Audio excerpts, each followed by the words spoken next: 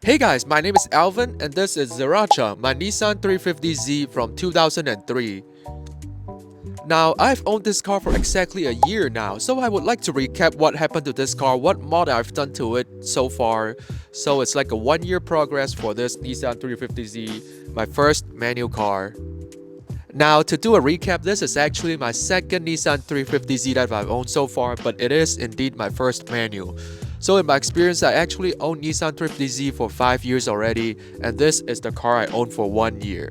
My previous car is an automatic, so I got a manual car for the first time and I absolutely love it. Now, if you guys are thinking of getting a 350Z and can't decide of getting automatic or manual, I would say definitely get a manual. The slight extra work is definitely worth the hassle if you want to feel one with the car.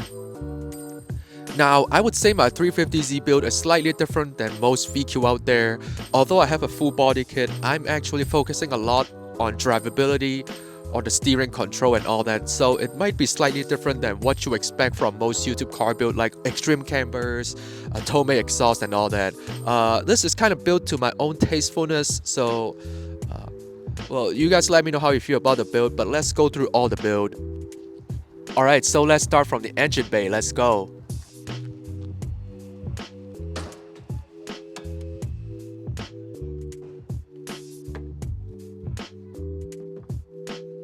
So inside this engine bay obviously packed the notorious engine known for being a trumpet, the VQ35DE.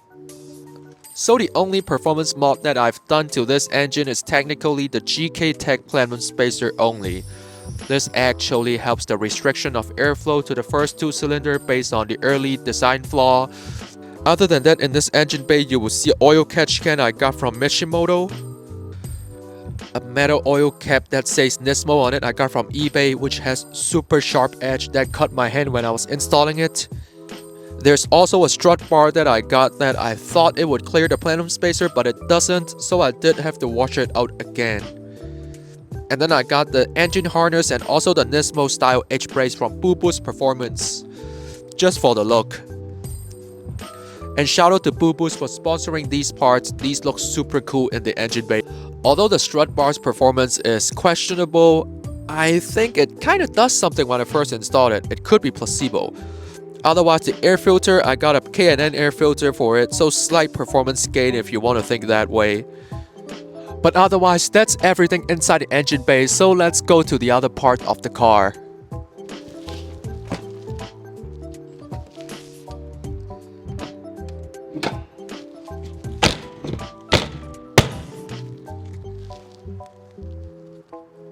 Alright, let's talk the big elephant in the room, the body kit. So now, the whole exterior of this car is based on the Nismo 380RS Amuse Superleggera version. It is built to be a super light track car by Amuse itself, and luckily I'm able to obtain a lot of things that looks very similar to the body kit, so let's go through it one by one. I think the most catchy part of this car is definitely the mismatched red hood. This hood I actually got from a supercharged 350Z, someone in the area. And this is a Viz Racing carbon fiber hood. I believe it's carbon fiber laid on fiberglass, to be honest. But a lot of people might think, oh, vented hood is very riced out, it's very useless. Actually, when I'm driving, I do see a lot of heat come out of the engine bay, so it obviously does some cooling. There's also some problem like rainy days, you know, sometimes the water flood into the firewall and get into the car too. So that's one thing you should think about if you're trying to get a carbon fiber vented hood or just a vented hood in general. There's also a part of this vented hood, the extra small detail I really like, and it is these vented at the backs. These vents are super cool. Although it does block some of the windshield, it's the small detail that sometimes makes something so beautiful. Alright, next up, let's talk body kit. It's also from Viz Racing. We got the Amuse Superleggera version. The front bumper is 10mm wider than the original version, so it does cover the headlight. That's the original design of it. And this specific body kit actually, it's connected to the fender and also the side skirt, so the whole front piece is one piece. A lot of people previously left comment like, oh, what front bumper is that? What fender is that?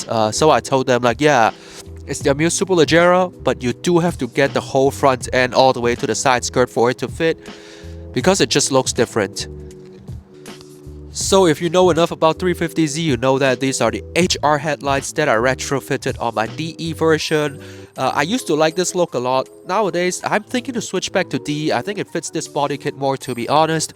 But otherwise, as I tell you before, this body kit is wide body in the sense that it covers the eye itself. So a part of the headlight is actually covered. You can see this probably like this much is being covered by this body kit, so it looks very different from most kit out there like Nismo or just carbon fiber fender.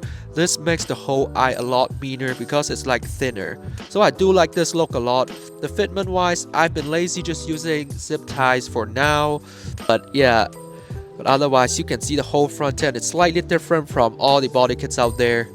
Now, the original body kit is built for performance, but this is just a wrap kit, so how much performance is there based on this kit, I do not know, but it does come with a huge lip and kinda like Nismo V3 style front bumper, but their side hood is actually a C shape, which is very different from like all the Nismos out there, or even the KBD bumpers that has like a whatever bracket out there. So that's some extra details. I do think this car originally has a lot of curves to it, so that's adds onto some details to make the car like slightly curvier. And as I said, this body kit has a very special thing that the fender actually connects to the side skirt itself.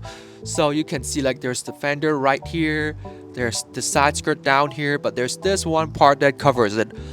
A lot of like 350Z carbon fiber fender, they actually just ends right here, and then the side skirt is a different part, so it's like cut off here and there's no connection. I do like this kit a lot because it has a whole flow to the body design, and also very beautiful, and it adds a lot of like extra detail lines on the side that doesn't really destroy the body lines.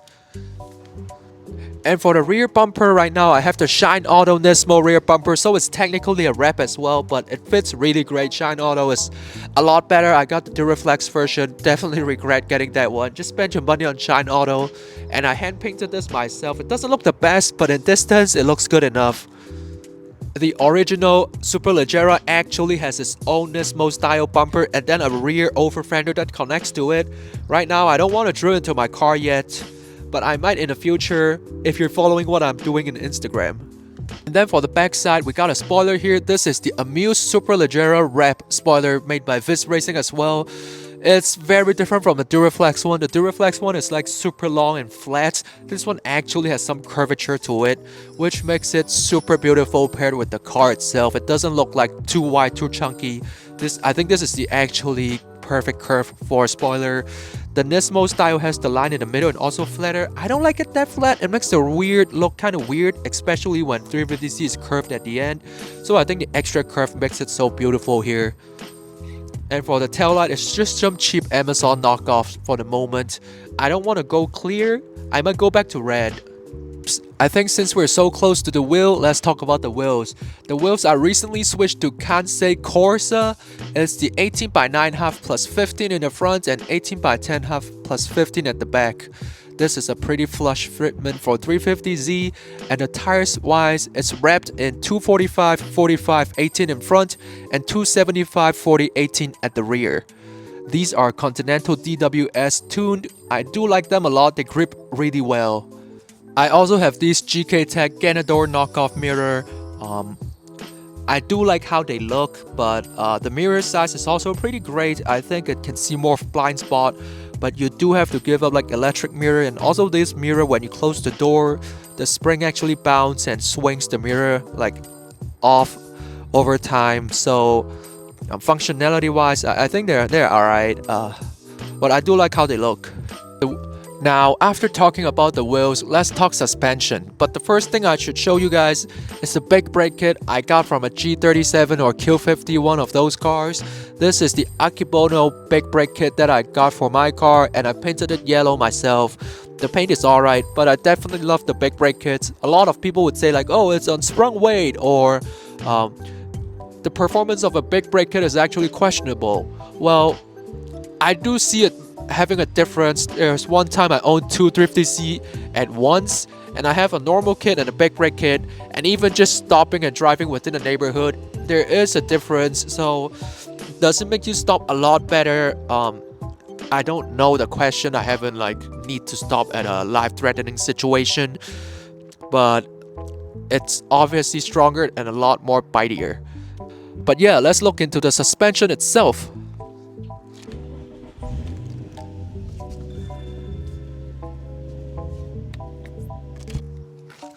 Alright, let's do a little sneak peek through here. So here we got a stock lower control arm, but I switched to SPL and GK Tech solid bushings for the lower control arm.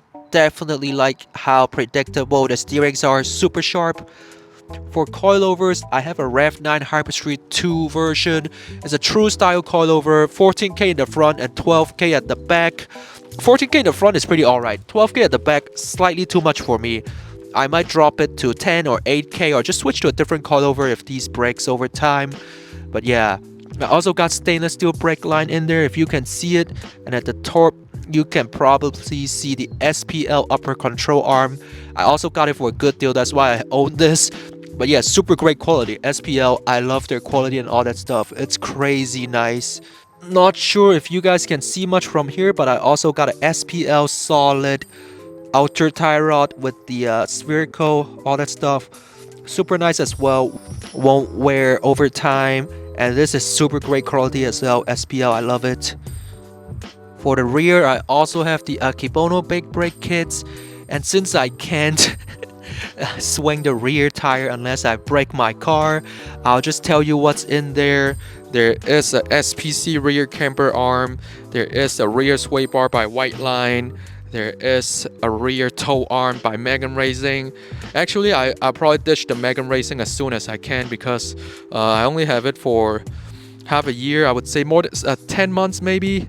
The bushing already looks kind of off. So yeah, I might switch to SPL at this point, or maybe the yellow one, ISR. ISR also have solid bushings, I believe. I'm loving the solid bushings.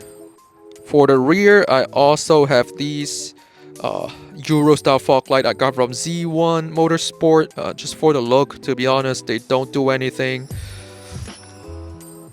Exhaust wise, it's a GTR exhaust 2009 version welded to my car, and I don't know if you can see the GK Tech diff brace in there. So yeah, so that's probably all the mods under the car or inside the car that you cannot see. Alright, now let's talk interior. The first big thing you can probably tell is these seats right here. I got some bucket seats for my car. Obviously, you're losing the airbag function, but otherwise, they do give some benefits to the use I intended for the future and even as of right now. So these are the Sparco QTR seats. It's a racing quick technology, which is super light and also pretty comfy, I would say overall. I had the Corbeau FX1 Pro before, which has, I guess, thicker cushioning, but that one just doesn't fit my car that well. This QRTR fits my car, so I'm liking it a lot. On the other side, I have this Recaro seat from Mitsubishi Evo 10. It's a Recaro seat. It looks super beautiful, and let me tell you, this thing is way more comfy than my bucket seat over there. Way more comfy than the stock seat. Unfortunately, I only got the passenger side. If I come across the driver's side, I might get it. But yeah, this thing is super comfy, man. I like sitting on it sometimes when I'm like not driving. I just sit in there and like relax. It's super comfy, man. Alright, otherwise, let's talk interior. First thing first, I got a Momo Mod .08 steering wheel quick release. The car itself already came with a quick release when I first got it. It got a Sparco, but I traded with someone for a Momo. So yeah, I do like the black and yellow touch in the car. That's what I'm going for. So yeah, this fits the goal. It's a 350mm, I believe. I think the size is alright. I might want a 330 if I buy one, but I got this for free, so that gets the work done. I also got a whole dash carpet here. This is kind of like a suede design, but it's not really. But yeah, I think it adds some personal touch to the car and also looks pretty nice overall. I also got a 3D printed hook on top from Etsy, so when I'm parked I can hang my wheel here like a loser, absolute loser. Yeah, for the shifter itself, this is the stock shifter. I do not plan to switch to a short throw shifter because Boo Boo's actually sent me something really cool. So I'll install that maybe in a few months. It's been a while since they sent it to me. I think they might be upset at me for not making a video on that yet, but it's on the agenda. But yeah, for now, it has a top secret shift knob all the way from Japan, and also a black and yellow suede shift boot I got from Amazon that I have to trim myself and get everything done. But yeah, this shift knob I switched from the Mishimoto heavy weighted one. Obviously this is not as heavy as a shift knob itself compared to the Mishimoto one, but when I shift gear, I do think this one feels like a shift heavier. I don't know if you get what I mean. Yeah, but otherwise, I do have HR interior swapped into my DE just because I love the extra pattern here on the side and also the silver buttons. So yeah, that's why I switched it. You do need a whole center console, a whole armrest part, and also the door cards and all that for it to work. But otherwise, everything is direct swap, pretty easy overall. Okay, but otherwise, I have a Toto head unit that was sent to me by a Toto, so shout out to a Toto. And then I did get a Nismo 380RS paddle. It just have an extended side point here, so kind of for heel tolling. I haven't heel toed that much because I'm still like learning how to do it. But otherwise, yeah, something slightly fancy. Got a shift knot for my subwoofer. Yeah, it's a 12-inch subwoofer from Kicker. It already came with the car when I got it, so yeah. Inside the door panel, there's also some Kicker speakers that I installed. I think it's the CS65. But yeah, you can see the HR door cards did definitely beat up, so I do have to do something to it. Now, I think that's about it. That should be all the mods for this car I have. So I think one question you guys have in mind if you're up to this point is, why are you making this video? No one asked for a full mod breakdown on your car. Like why are you recording this? Well, if you are following me on my Instagram, you know I started the 100-day drifting challenge, which I'm going to turn this car into a drift car for the first time. When I'm recording this video, it's probably like the first week of it. So in around 2 more months, I should be able to drift my car at Apple Valley Speedway, but that's also raised another question or possibility that I might crash my car there if anything happens to it, and this car might get totaled or become completely unseeable, ugly. This is kind of like my memory of this car at my 1 year of it. I definitely love this car. I can see myself keep this car kind of for 5-10 years if nothing's wrong with it. I don't plan to make this like a turbo build or supercharged build. I just want to make this a car I can drive around slow but still fun enough. Like when I want to push the gas on the freeway, it gives me the response of it. Do I want to own other car? I do, but it's not something in the moment. So yeah, this is kind of like my 1 year anniversary memory with it, what I've molested my car so far. Yeah, in case it looks completely horrible in the next few months or afterward, I still have a good memory of it and like my last memory of what I've done to it and what we have gone through together. Otherwise, any mods I'm trying to put on my car over time, definitely an e-brake. I would need that for drifting, but like with drifting aside, like cosmetic or functionality, I do want to switch out the compression rod bushing. I do want to switch the rear coilover spring rates or just switch to the Silver Neo Max, which I've been eyeing on for a little bit. The rear wide body is something I want to do, but I don't think I want to do it now. Yeah, but overall this car has been driving really nice. I've really loved a lot of the mods I put on it. Like I said in a previous car YouTuber video, I built this car for it to not be broken. I do want it to live a long, healthy, happy life, and also I can have fun with it with all the steering. I've started to do like a little bit of mountain driving as well, so all the bushings and tires is definitely nice to have. I do like to push the limit of this car a little bit at a time. That includes mountain driving and also drifting. So I'm training myself for drifting at the moment. There should be a sim racing video up soon, when maybe halfway through the sim rig challenge, so I can like show I can drive better. Right now I'm kind of ass. I still have to drive pretty slow on the sim rig, but I'm getting the idea of it. Oh yeah, I might want to do an LSD on it if I have the money to, or if I come across a good deal.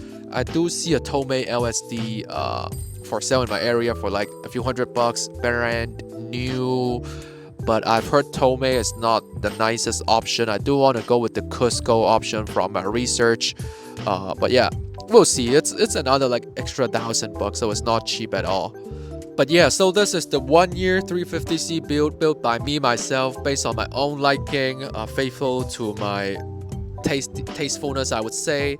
The whole Superleggera design and all the parts that I got because I need them. I'm proud of what I've built so far.